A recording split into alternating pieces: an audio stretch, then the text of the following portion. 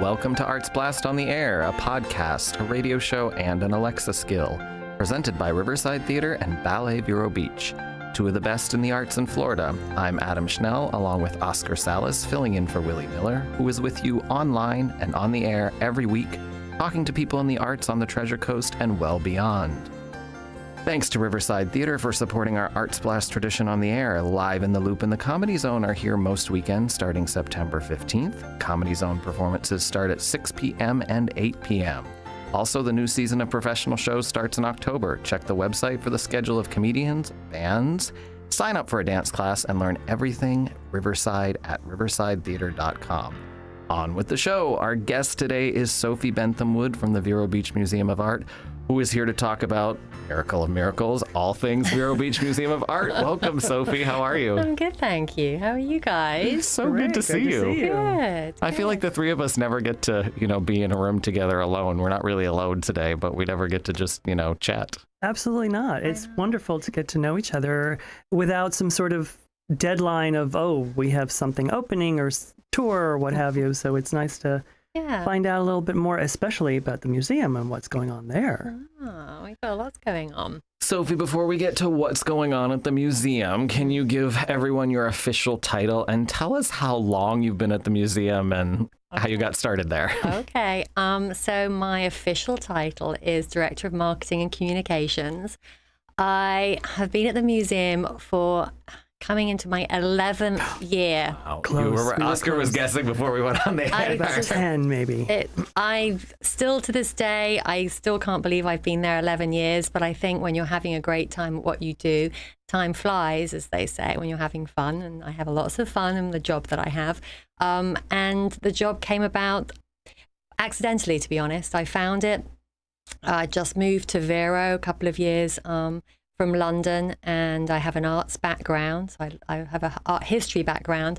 So the job came up. The crazy thing is I've been to Vero on vacations to see my in-laws, and I've been to the museum multiple times. I had been a member of the museum, and I never dreamt in a million years that I would be physically working there and living in Vero Beach.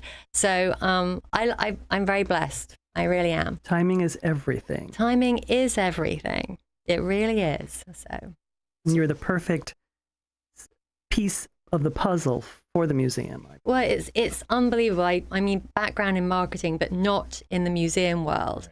But to marry that passion for the arts, then to be able to promote it, it's easy. It feels easy. You know, if you love what you're promoting, it's Absolutely. Easy.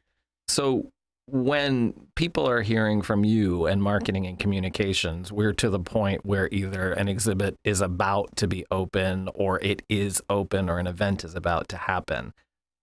Oscar and I, through the past couple of weeks, have talked a little bit about how long each of our organizations has to work backwards to be able to get to that point.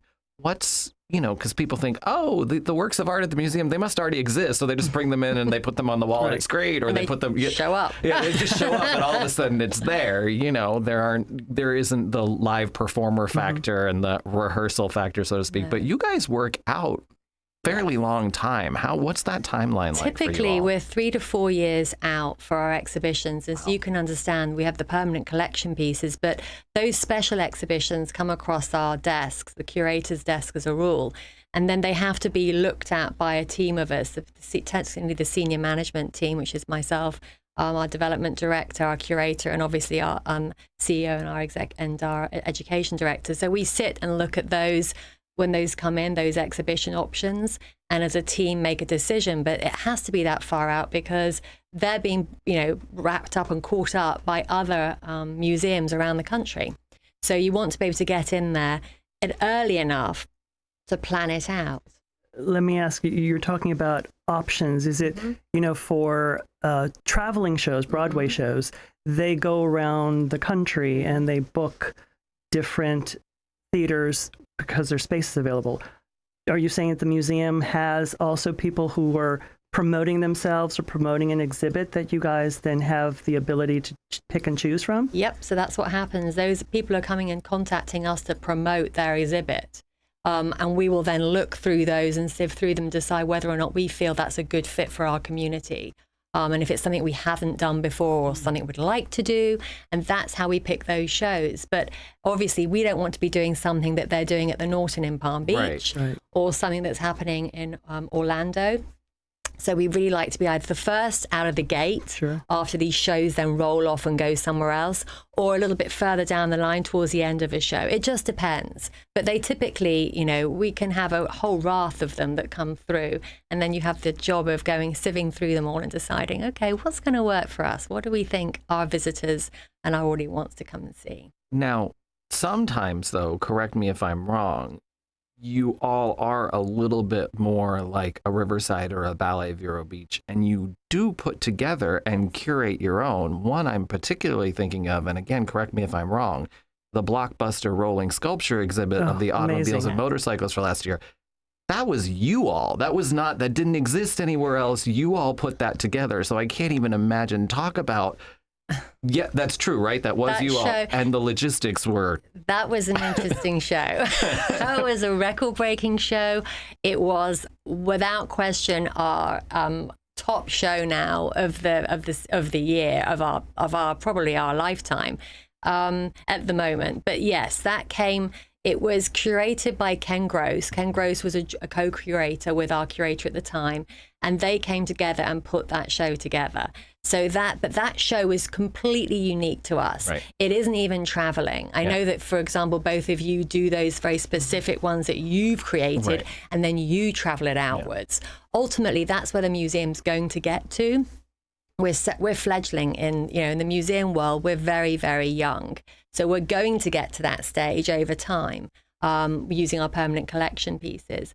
But yes, that was a heck of a show to pull together. Beautiful show. To say the least, but quite unusual for us. So I think that it was an interesting market because it was cars, and not everybody understood that the cars are actually architecture and artwork. So there was, in the future, we'd love to be able to have something like that come, but still have like typical artwork up on the walls that people expect to see in an art museum. Well, it was not only a tremendous exhibit and beautiful sculpture. Yep. But the museum was very kind. You were very kind to offer passes to all our actors, all the designers that came through for the few months that the exhibit was on. And I cannot tell you how many actors and performers came up to me and said, this is the best show we have seen in a museum in a very, very long time. So kudos to you and all those that put it together. Yeah, it was really special. I was kind of sad to see them go, but then I was kind of sad to roll them on out. Something else. The staff were kind of over it. So one thing that I do have a question about that, but one thing I should point out is that the Vero Beach Museum of Art and Riverside Theater and Ballet Vero Beach, Oscar was just talking about being sort of generous with the community, whether it's free passes for other nonprofits or the actors that come in. People should know that when there's an exhibit coming into the museum, yes, there is the art on the walls or on the floor, whether it's sculpture or whatever it is, but there is usually a whole roster of ancillary programming that goes along with that, whether it is just generic community engagement, getting groups who might not normally come to the museum, or whether it's partnerships with other arts organizations, partnerships with social service nonprofits. It really is a way that all three organizations work. Do you feel like it's a necessity in this day and age, or do you feel a responsibility? How does that sit with you, particularly at the museum? Like, where does that sort of sit within your job description and your just sort of love for the job? The community. Obviously, I'm not an American, so I'm a transplant, but I am an American citizen. I got my citizenship. So for me personally, that connection to the community is vital. I don't have my family, my family here. So my family becomes a community. So those relationships for me are invaluable. I mean, they really are. So for us, to be an organization that is so community orientated, and our educational programs are such that everything we do, it's right in our vision and mission, that it's education and it's that outreach that we do. And we work really hard to do that. But art's kind of difficult. It's not for everybody. I think about this a lot when I talk about the different shows that we've coming on board. They can be quite complex to explain to people who are not naturally in the arts. So everything I do and I think about is always from the other side. Like, what would get me excited about coming into that? Well, maybe a free day, maybe an art activity. Maybe it's not the art that's going to get me to come through the doors. Maybe it's something else that we're doing with another community organization that might entice me to come in. Thinking about the work that we do with Ballet Vero Beach. You know, maybe it's not art that they're going to come and see, but it could be a performance working with another entity that brings them through the doors. Right. And that's the connection. And I think that that's one of the ways all three organizations have to operate, right? Like, you can't be Riverside and just do a classic musical every slot every year. That, you know, and then when it is something that's a little different, or even for some people, they don't want to go see a classic musical, so we have to contextualize it for them as to why it's exciting. And that becomes a really unique challenge. I see Oscar getting ready for a break, but we are going to come back with more with Sophie. She's here for the entire show today. We're super excited about this. Thank you, Adam. Yes, and right before the break, I want to let everyone know about Ballet Vero Beach.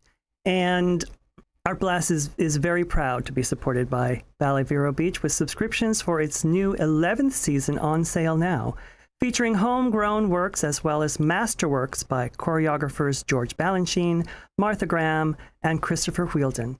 All that plus Nutcracker on the Indian River and a thrilling version of West Side Story Suite. Get tickets and discover the company's community engagement programs at balletverobeach.org, where dance is a universal language.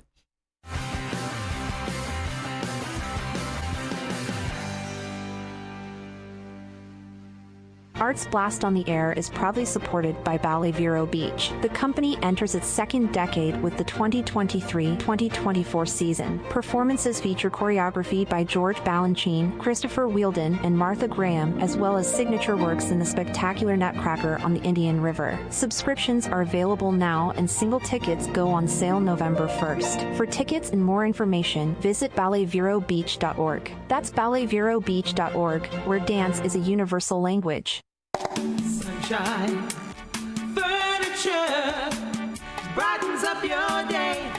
Right now at Sunshine Furniture, it's sale time. We're clearing our warehouses to make room for new styles, and this means you can save 10 to 50% on Berlin Gardens, Telescope, Lloyd Flanders, Kingsley Bait, Windward, Riverside, Universal, Capri, Tommy Bahama, Hooker, and more. Sofas, dining sets, patio groups, chaises, occasional chairs, cabinets, bedroom sets, and occasional tables. Hundreds of pieces on sale for inside and out, all in stock for immediate delivery. Also, all pictures, lamps, and accessories are half price, and all in-stock rugs are on sale too. Sunshine Furniture, $12.95 US 1 in Vero Beach. Visit our website at sunshinefurniturecasual.com and come in for our big sale now. Don't forget to visit our outlet and sales store just across the street. Sunshine Furniture, the best in every way. Have a sunshine day. Sunshine. Advertising is essential. You've got to make people aware that you're there. We can do that with a cohesive marketing campaign from Evergreen Media. Based on your business goals, we'll create a mix of digital advertising on social media sites like Facebook, video advertising on streaming sites like Hulu and Paramount Plus, and supplement them with local TV and radio ads. Build awareness, educate, and inform the public with a cohesive marketing campaign by Evergreen Media. Check out egreenmedia.com or search online for Evergreen Media in Vero Beach. And we're back. Welcome to Arts Blast on the Air. Adam Schnell and I have been having a good time for the last couple of weeks, speaking to friends of Willie's, sort of helping her while she is recuperating, and we're thankful that she'll be back next week. Yes. Today's guest is Vero Beach Museum of Art Marketing Director and Communications Director, Sophie Bentham Wood. Welcome again. Thank you. So, over the break, we were talking about the exhibit that just ended. The local artists in the community are just phenomenal. How you were saying it was difficult to sort of choose because there was so much talent in this community. There is a lot. So we had a jury curator to come in. So the pressure was not on the team at the museum. That would not be something we wanted to take on at all.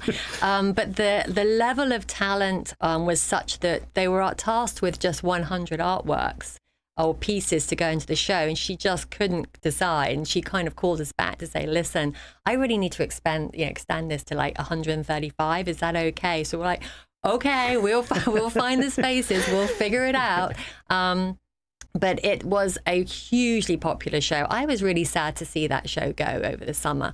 And it did really well in terms of attendance, and just visitation numbers were really high compared to last year's. So that was in itself interesting. It just shows you that when you have the community showing what they do, the community interest is high, which is obviously a no-brainer. It makes perfect sense. But I'm sad to see it go, because I've made some friends now through that show, and it kind of like, seems strange. Like absolutely, saying, hi, bye. You see them on the street or at an event, and then to be able to see the talent, the creative talent they have, it endears you even more to them. It does.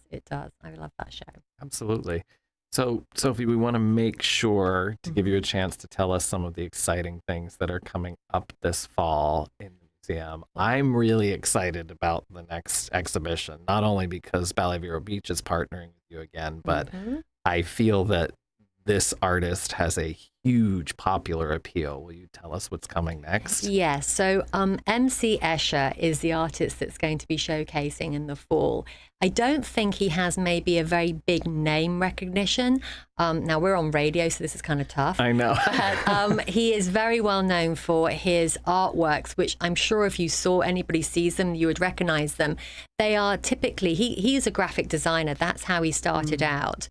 He's Dutch. He was based in the Netherlands. He learned his craft over there. Jesse, the watching us. Oh, I love that. Well done. So, yes, it's very typical graphic design pieces that he does. We're going to have over 100 artworks in the show. There are going to be some really famous ones that will be recognized. The drawing of the two hands, which is one of the most kind of recognized ones. And also the staircases, which were just shown. He's very known for his like repetitive staircases and that internal sort of variations of the same theme. But it's going to be a sleeping giant, I think, that particular show.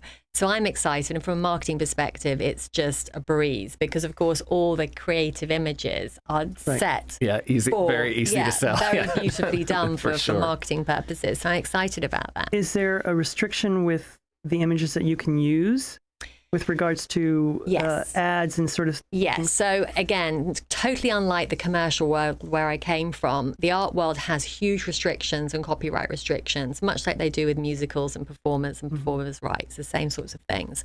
But I always think it's slightly interesting because they want you to market the show, but they don't want you to market the show. So I'm like, it's kind of a curious sort of situation we're in.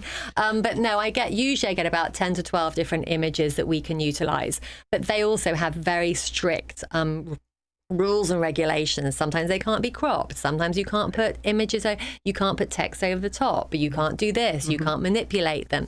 So it can be quite a challenge at times. So yes, we can't show every single piece that's in the exhibition. And I think people kind of come in and think, why didn't they use this in the ad? And I'm like, because I couldn't use it. It wasn't on the approved PR list. So that sort of level of detail, we don't always get to select. Most of the time, there is some negotiation that goes on before we sign those contracts. But it's kind of... Yeah, it's interesting. You never think about how in the three different disciplines, dance and theater and visual art, there's always something like that you have to go, this is the big image, or this is the big song, or this is the big number, but I can't publicize more than 15 seconds of a video clip. Like I know Oscar and I deal with that all the time. Like we can't ever show more than like 15 seconds or a 3-minute clip, but it has to be cut. It's just... And on this point, this show particular, the Escher Foundation, this is the first time ever that they've actually had public relation images provided. Wow. In the past, they've been images from another exhibition that's been showcased, like at the Chrysler or something.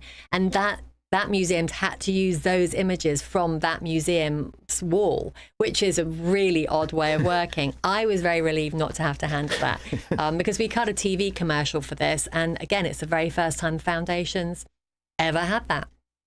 So they were super excited because they've not been able to do that before. When does it open? How long does it run? It opens on September 30th. It runs to December 30th. And there are lots of programming, including Ballet Vero Beach's performance on November 11th. It's like she's in marketing and I'm paying her to say this or something, ladies and gentlemen. So, there are a lot of performances that you can go and check out and other activities connected to that show. Ballet Vero Beaches is one, and then there's one by the Atlantic Classical Orchestra. They're doing a performance, and that date is November the 18th. Didn't know that one off by heart. She memorized mine. I'm so impressed.